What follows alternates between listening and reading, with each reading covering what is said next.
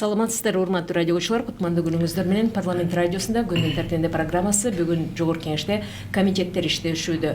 Алардын бири социалдык саясат боюнча комитет бүгүнкү кезектеги жыйынында Манас эпосуна байланышкан маселени карады. Бул багытта даярдалган мыйзам демилгечилердин бири жогорку кеңеш депутаты Камиля Талиева. Студияда кош келдиңиздер. Ошондой эле Манас эпосуна тийиштиги бар Манас улуттук академиясынын, ошондой эле улуттук илимдер академиясынын өкүлдөрү, кыргыз тил коомунун өкүлдөрү дагы Манас менен түздөн түз кызматташкан.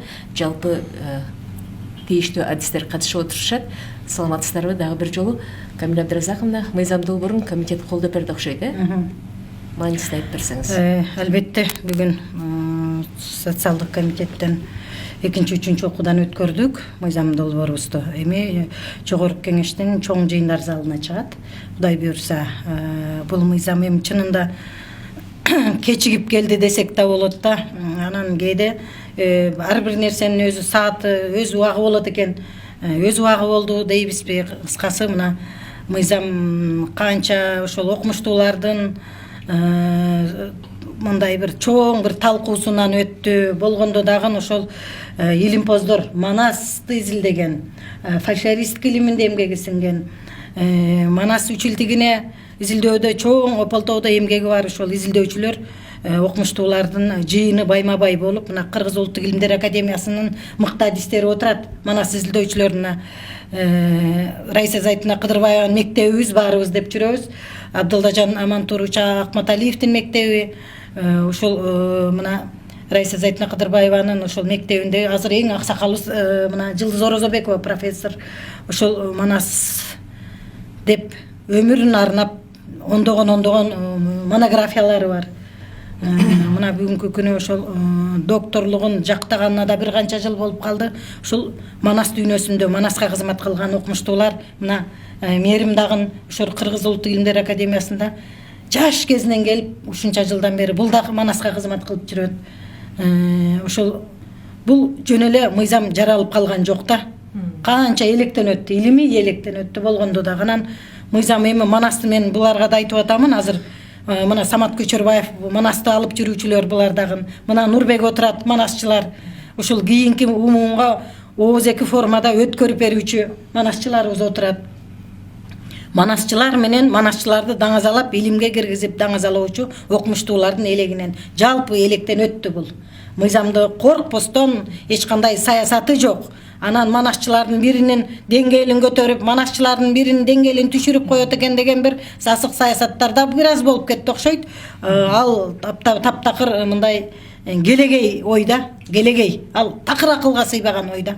Анан бүгүн мына комитет дагы ошол биздин сунушубузду колдоп, ошол Манас эпосунун үчилдигинин классикалык варианттары манасчылар Сагынбай Орозбаков менен Сайыкбай Каралаевдин айтуусундагы вариант саналат деп, ушунун төгөрөгүндө бул жерде эмне үчүн муну биз атайын мыйзамга киргизип атабыз? Сагынбай менен Сайыкбайдын вариантын, Сагынбай менен Сайыкбайдын деңгээлине чыгып айткан манасчы көрө элекпиз да, туурабы? Анан бул салттуу өзөк окуя, салттуу поэтика ошол Сагынбай менен Сайыкбайдын үлгүсүнө карап эталон катары ошол алып, ошол өзөк окуялар толук камтылса, анан кийин эпостун бир варианты деп киргизели деген эле тарихи бул жерде бир башка саясат жок да. Биз үлгү катары алалы деп бир таяна турган вариантыбыз болуш керек да. Анан биз ошол айрым ошол мыйзамда биз манасчык кийим, эпикалык мурас деген эмне, интеллектуалдык мурас деген эмне, ушул терминдерди мыйзамдык негизге салып эле ошол беренелерге өзгөртүү киргиздик. Албетте бул мыйзам 11-жылы кабыл алынганда, ошондо дагы мен ушул мыйзамды жогорку кеңеште кабыл алууда мен да ошол кошулуп, ошол жогорку кеңеште ошол 120 депутат макулдугун берди эле. Мына эми мыйзам өзгөртүүлөр менен келип, биз мыйзамды улам жаңылыктарды киргизип кынаптап атабыз да. Кээ бир мындай шашылыш кабыл алынып калган 11-жылы мыйзам, аны мойнубузга алабыз. Анан ошондо да айттык эле да, мыйзам булам эми оңдоо, түзөө, өзгөртүүлөр менен келет деп. Экинчи жолкусунда дагы мына бул тагдыр буйрук дейт муну. Ошол мыйзамды Мирлан Самойкожо экөөбүз алып чыгып атабыз. Анан бүгүн мен комитетке ыраазычылык билдирем. Калган сөздү мына үлкөн окумуштууларыбыз бар. Мен өзүм дагы ошол Семетей Сейдене Молдокееванын вариантын ушул Саякбайдын варианты менен салыштырдык да баарыбыз. Жаңай тиги Кожоеков, Жакшылык Сарыков, Багыс Сазановдардын варианттары албетте кошумча болду, бирок негизги кылып ушул өзөк окуяларын салыштырууда, сюжетин, поэтикасын салыштырууда Саякбайды колдондук. Бардык эле ушул илим жактаган окумуштуулар Саякбайдын, Сагынбайдын вариантына мындай тирек кылып алабыз, Мына калган сөздү мен окумуштууларга берейин, өздөрү айтышсын. Сөздү улап кетсеңиз, Жылдыз эже. Рахмат Орозубекова Жылдыз Калмашына, Манастануучу, ушул Манас боюнча илимдин доктору. Эми бүгүнкү мыйзам, Манас эпосу жөнүндө мыйзам деген, ошо Кыргызстандагы азыркы биздин президентибиздин кийинки чыккан жарлыктарынын ошону жүзөгө ашырууга дагы өзүнүн чоң салмагын салып турган мыйзам болуп эсептелинет. Бул мыйзам биздин мамлекетибиздин идеологиялык жагдайын кармоочу, өнүктүрүүчү оңгусу ушул жакынкы эле жарлык, ушу кыргыз идеологиясынын оңгусун уютуу жөнүндөгү жарлык. Мына ушунун бардыгы тең ушул Манас эпосунун өзөгүнөн алынып чыгып отурат. Бул мыйзамды азыр эле Камил Абдыразаков айтып кетти. 2011-жылы бул киши ошондо да катышкан. Бүгүн дагы катышты. Менимче мыйзамдын бүгүнкү каралып жаткан редакциясы бул ошол өткөндүн кетирип койгон мүчүлүштүктөрүн толуктоо. Жана дагы биздин эпикалык чыгармабыз Манас үч илдеги кыргыз маданий руханий өзөгү болуп турганда, ушуга канчалык өзүнүн көлөмү, салмагы болсо ошончолук мунун душмандары дайыма табылып турат.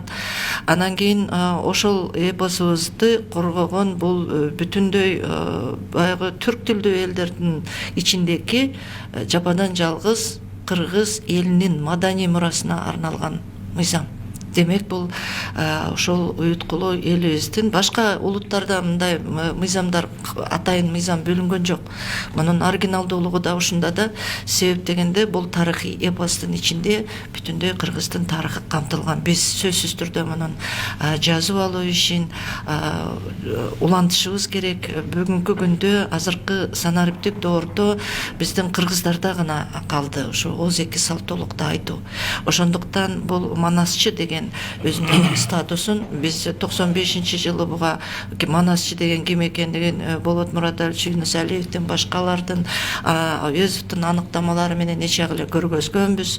Ошондой болсо дагы бүгүнкү күндө замандын талабына жараша манасчылык дегендин өзүн озипасы менен баягы өзүнүн макамын көтөрүп коюу жөнүндө сөз болуп атат. Ушул жерде мыйзамда илим изилдөө биринчи иретте турарын жана дагы байыркы кол жазмаларын эгер табылган болсо биз ошону мамлекеттин өзүнүн мурастыгына алуу жөнүндөгү.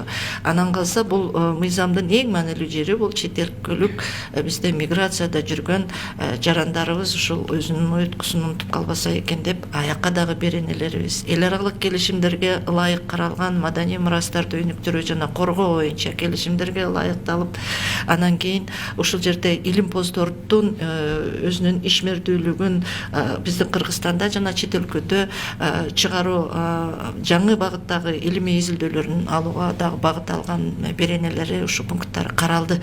Ошон үчүн мен ойлойм ушул жолку өзгөртүү эгерде экинчи, үчүнчү жолку окууда дароо кабыл алуу жөнүндө бүгүн сунуш берилди. Эгер колдонуп кетсе, бул биздин парламенттин эң бийик абройдогу мыйзамдарынын бири болуп калат. Мен социалдык комитеттин Венера Калабековна баштаган социалдык комитеттин мүчөлөрүнө, депутаттарга, ошондой эле Мирлан Самойкожо менен Камиля Абдыразаковнага абдан терең ыраазычылык билдиргим келет. Анткени булар адис катарында ушул мыйзамдын маанилүүлүгүн көтөрүп, ушу элге тартуу кылып отурат. Рахмат. Мына ушул талкуу жүрүшүндө депутаттар санариптештирүү учурунда аудиосун Манастын кантип табабыз деген суроону коюшту. Бул багытта Илимдер академиясынын өкүлү катары сиз жооп бергениңиз окшойт, Чоң рахмат. Көлбаева Мээрим Курманбековна, Кыргыз Улуттук Илимдер академиясынын Манас фольклор акындар чыгармачылыгы бөлүмүнүн башчысы, филология илимдеринин доктору. Чындыгында биздин Улуттук Илимдер академиясында Манасты жазып алуу, жарыялоо, изилдөө багытында буга чейин бир катар иштер аткарылып келген.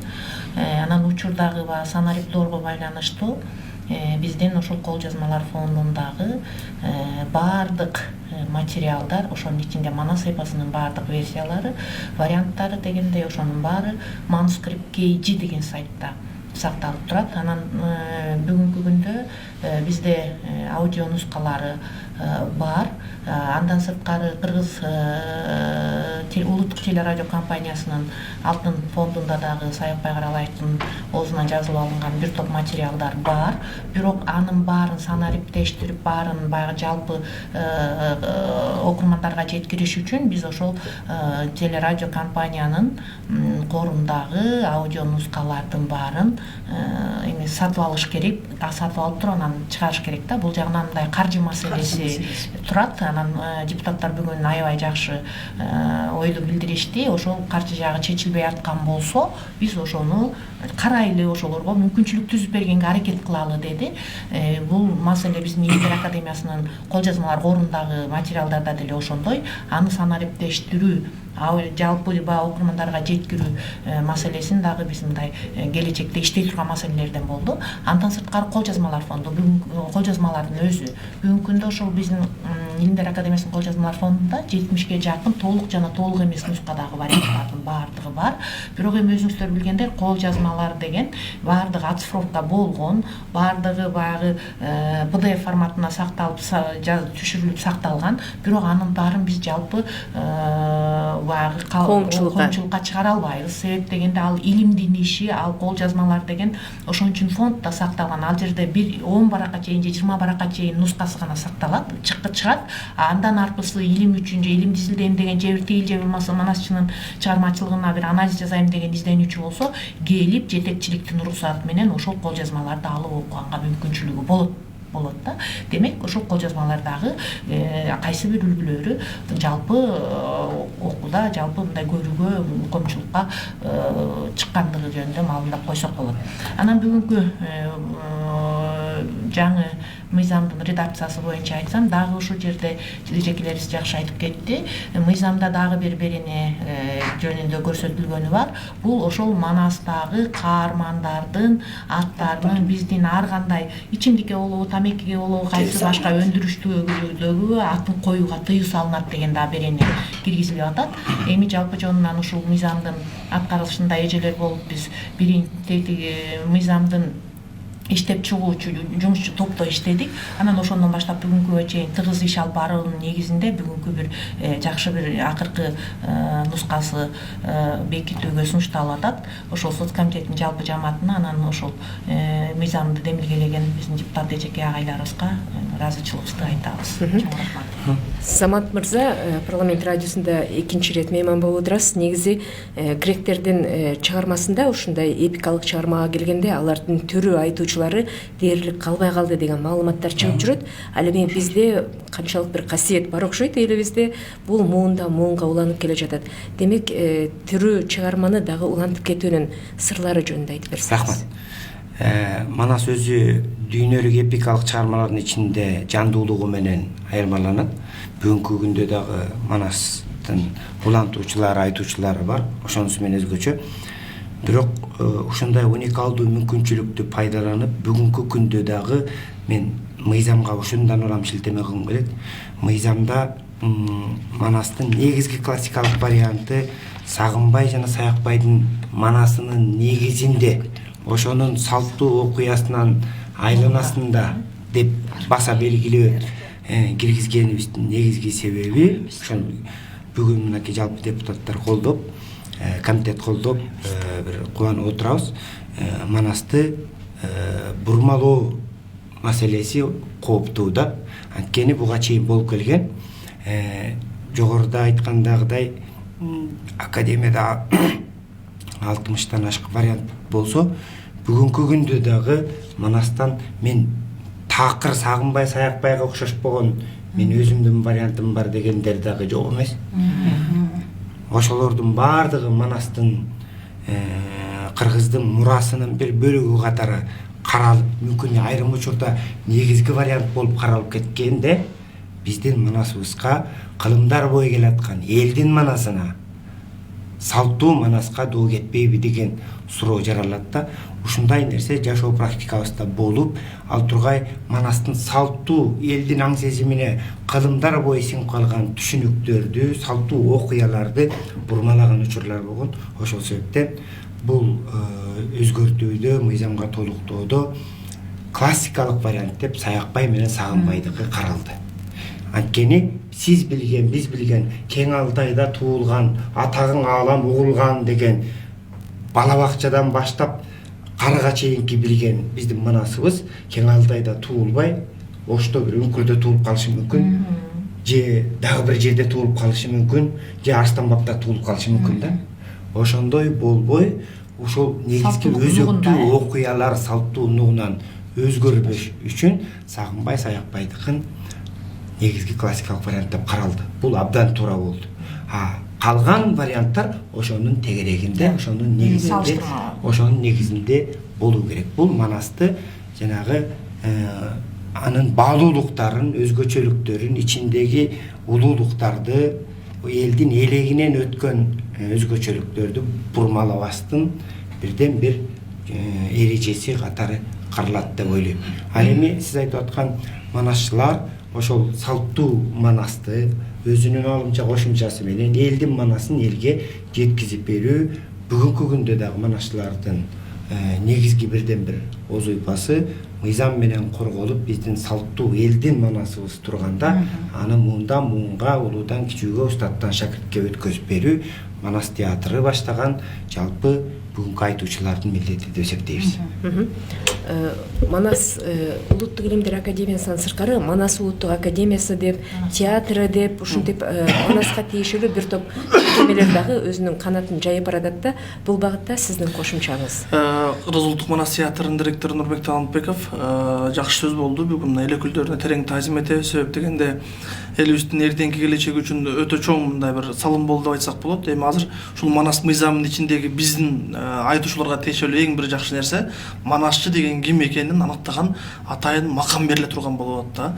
Мисалы бүгүнкү күндө эки окуяны жаттап алып деле манасчы болуп калышы мүмкүн. Самат Агабаев өткөндөй жаңы вариантты чыгарып алып деле мен манасчымын, Сагынбай Саякбайдан күчтүүмүн дегендер чыкканды буга чейин. Ошондой жагдайда манасчы деген макамды ушул мыйзамдын чегинде атайын шарт түзүлүп, сынак болуп, анан ошол өткөн манасчыларга, манас таануучуларга дагы эртеңки ишмердүүлүгү үчүн бул мыйзам долбоору аябагандай керек болуп турган чагы. Кудай буйрса бул жер бул мыйзам долбоорунда аны кантип корголуш керек, кантип жайылтыш керек, кантип сакталыш керек да кантип өркүндөш керекке чейин 2011-жылкы биринчи кабыл алган мыйзамга караганда толугу мээштелип чыкты да. Ошондуктан ушул мыйзам долбоорун кабыл алып берген эл өкүлдөрүнө негиздеген ушу Мирлан мырзага, Камила эжеге биз терең таазим этебиз. Себеп дегенде буга чейин формалдуу гана Манас эпосу жөнүндө мыйзам болуп келген болсо, азыр конкреттүү кандай иш алып барыш керектиги жөнүндө бизге дагы жакшы багыт болду. Ошонун негизинде өкмөт дагы каржы булагын бөлүп, мына реалдуу иш аракеттер башталды деп айтсак болот. Ошонун алкагында мына Кыргызстанда эле эмес, чет жакта дагы ушул Манасты даңазалоо иштери алгылыктуу жүрүп атат. Арты Европа, биягы күнчыгыштан баштап бардык мамлекеттерде ушу Манаска тиешелүү Илимдер академиясы, Манас академиясы, Манас театры мындай бир чоң деңгээлде чоң долбоорлорду ишке ашырып атат десек болот да. Рахмат, анда атайын студияга келип бергениңиздер үчүн. Эгер кошумчаңыздар болсо, жыйынтыкта айтылып турабыз, 1-2 мүнөттүк сөз беребиз. Албетте мыйзам чоң талкуудан өттү деп жанада айттым го. Чынында бул Манас эпосу мыйзам менен корголууга муктаж болуп калды. Чынында муктаж болду. Бир мындай кыргызды калмактан тараган деген варианттар да чыгып кетпедиби? Анан ошодон улам ой келген бизге. Ай, Манасыбызды коргобосок болбойт экен. Бул кыргыз кайдан жаралгандыгы, бул Манаста, Манас бул биздин тилибиз Манаста жатат, тарыхыбыз Манаста жатат. Дегеле кыргыз деген бул Манас дегенде кыргыз дегенде Манасты элестетебиз.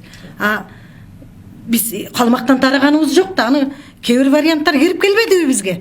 Окусаң вариантында жүрөт. Кыргыз калмактан тарады деп ырдап жүрөт жөн эле. Ошон үчүн бул мыйзам өтө керек. Биз Манасыбыз Манас ата бизди коргоп келсе бир кезде, эми биз Манасты коргой турган учур келип турат да. Ошон үчүн бул мыйзам өтө актуалдуу. Мен ошол жалпы бүгүнкү комитетке анан эми мына жыйындар залына чыкса Манаска каршы чыккан кыргыз жок болсо керек дейм. Чындык. Экинчи, үчүнчү окууда колдоп берет деп ишенип турабыз.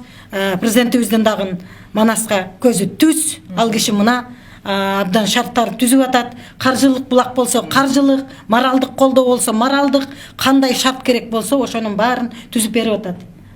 Президентибиз колдоп атат. Эл журт эми улуу Манас дегенде тикебиздентип турган кыргыз да ар бирибиз, мен ойлойм парламентте колдоо табат буюрса. Мен баягы төөлгө түз болсун демекчимин. Албетте Манастын жүгү оор дейбиз. Манастын жолу дайыма ошол абуке көбөштөр чыгып турат. Андай да жок эмес, бар. Абуке көбөштөр менен күрөш жүрүп келген. Боло берет да, муну биз мыйзам ченемдүү көрүнүш катары кабыл алышыбыз керек. Дайыма күрөшүүгө даяр болушубуз керек. Рахмат. Рахмат атайын убакыт бөлгөнүңүздөр үчүн. Анан кийин сан ариптештирүү маалында эмне себептен мисалы жана депутат Дастан Бекешев коюп аткан суроо бул канчалык бир деңгээлде жана ден соолугуна мүмкүнчүлүгү чектелген адамдар үчүн уга турган аудиолорго талап өсүп жатат деген суроо болду окшойт.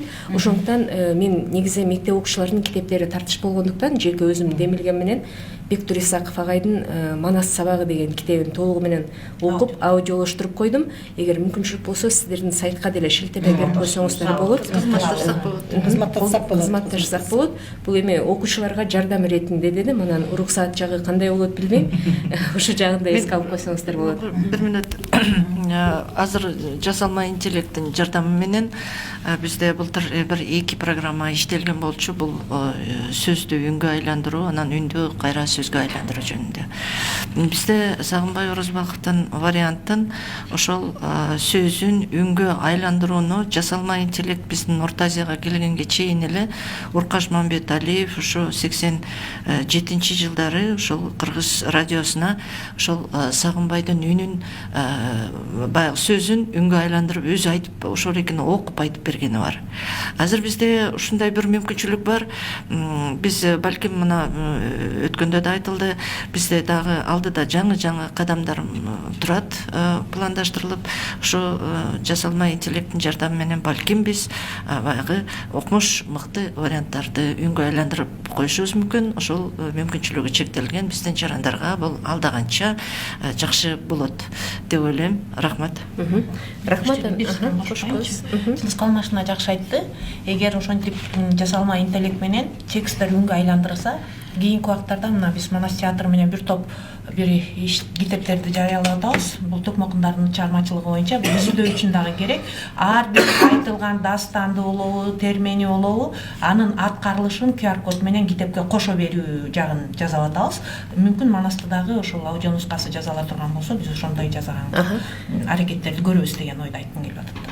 Бектур Исаков агайдын китебинде бир гана Манас эмес, кенже эпостторго чейин баардыгы чечиптеленип жакшы берилген экен да.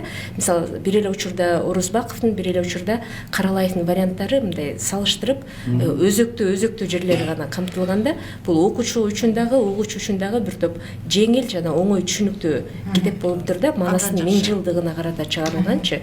Анан Эртөштүк, Сарынжы бөкөй деле мындай окуй келсеңиз, канчалык бир деңгээлде өзөгү Манаска барып такалган сыяктуу таасир кылат экен да. Ошон үчүн ар бир фольклордук чыгармаларды ушинтип аудиолоштуруп койсо, мүмкүн баягы Саякбай Каралаев айтып атканда кээ бир сөздөрүн түшүнбөй калышы мүмкүн. Эмоция көбүрөөк мындай орун алып кеткен учурдачы, мындай жөнөкөй сөз менен окуп бергенде алдаганча түшүнүктүү болот беле деген пикирден улам ушул иштер жасалып атат да.